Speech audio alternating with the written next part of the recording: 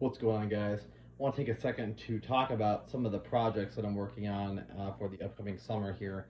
So, number one, I was able to get the baby chicks that are in my house into my shed. So, basically, how I do it is I have like a grow out pen that I made in my shed. It's maybe a little bit small for the amount of chickens I have in it, but they're gonna go from that pen to just being in the shed anyway, so it's not really gonna matter that much, I don't think.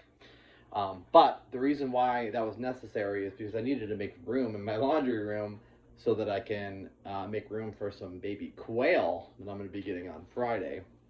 So this Friday, I'm going to be picking up 10 baby quail chicks straight run. And I'm really hoping I at least get, even on the lower side, 4 hens would be nice. It would be something. I mean, my goal is essentially to get the quail, raise them out, and then essentially just try to keep having them reproduce. And I have an incubator that I'd like to try to collect eggs to incubate them. Assuming I have a good number of, appropriately gendered quail.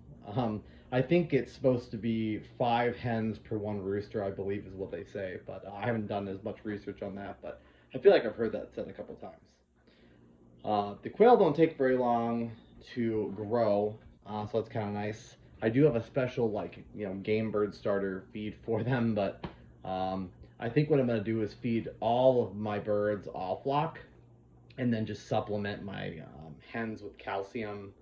Um, but I'm not really sure yet because I've never had a game bird before.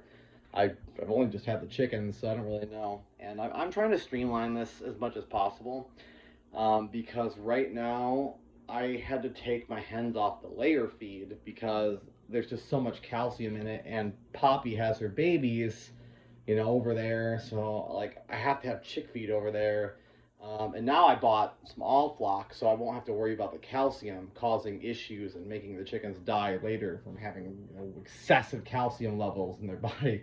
Um, and that's really the tricky thing that I'm having right now is that I have so many different stages of ages of birds right now that I have essentially chicks, starter birds, and adult hens, and I'm gonna have even more chicks for a completely different type of bird soon. So I'm trying to streamline the stuff as much as possible so that I can not have to buy 15 different kinds of feed. Essentially, I want to have the starter for both kind of birds, chickens and quail, and then just one feed that I can give both of them. I'm totally cool with purchasing supplements like the oyster shells. Um, I also have grit, but it's kind of not necessary because I free range my chickens. I guess it's technically considered pasture raising them because they're just in my backyard. Um, but yeah, I don't know.